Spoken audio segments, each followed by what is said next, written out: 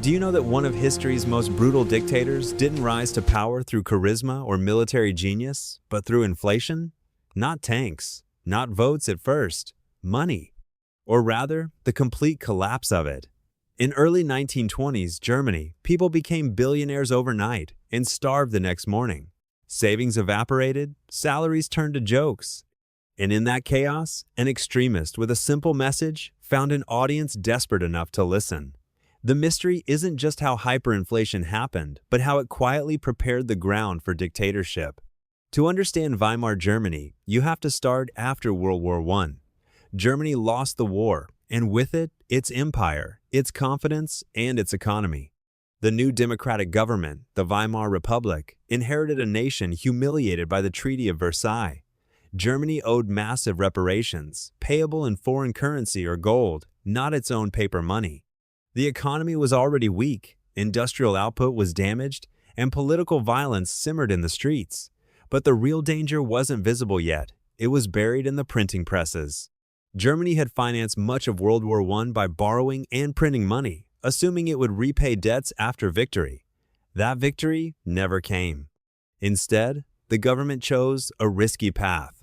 Print more marks to cover expenses and reparations, hoping growth would catch up later. It wouldn't. At first, inflation seemed manageable. Prices rose, but wages followed. Exports even became cheaper. Some thought this was clever policy, but inflation feeds on expectations. Once people believe money will lose value, they rush to spend it, making it lose value faster. The German mark began to slide, and foreign confidence vanished. To pay reparations, Germany printed even more money to buy foreign currency. Cause created effect. Effect demanded more cause. By 1922, inflation accelerated into hyperinflation. Prices didn't rise yearly or monthly, but daily, then hourly. Workers were paid twice a day so they could rush out and spend before prices changed again. Children used banknotes as toys. A loaf of bread that cost 160 marks in 1922 cost 200 billion marks in late 1923. Savings, especially of the middle class, were wiped out completely. Those who had trusted the system were punished. Those with debt, assets, or access to foreign currency survived. Resentment exploded. The crisis peaked when Germany defaulted on reparations and French troops occupied the Ruhr industrial region. The government responded by paying striking workers by printing even more money. This was the breaking point. The currency collapsed entirely. Faith in democracy collapsed with it. In the noise, radical voices grew louder. One of them belonged to Adolf Hitler, who blamed traitors, elites, and outsiders. His message worked because millions had already lost everything.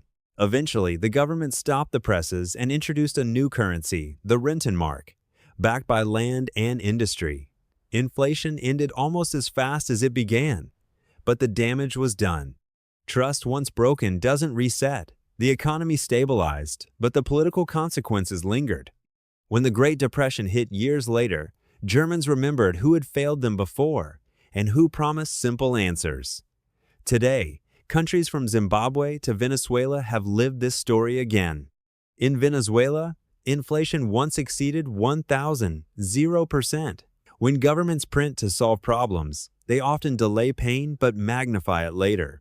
And when money fails, extremism fills the vacuum.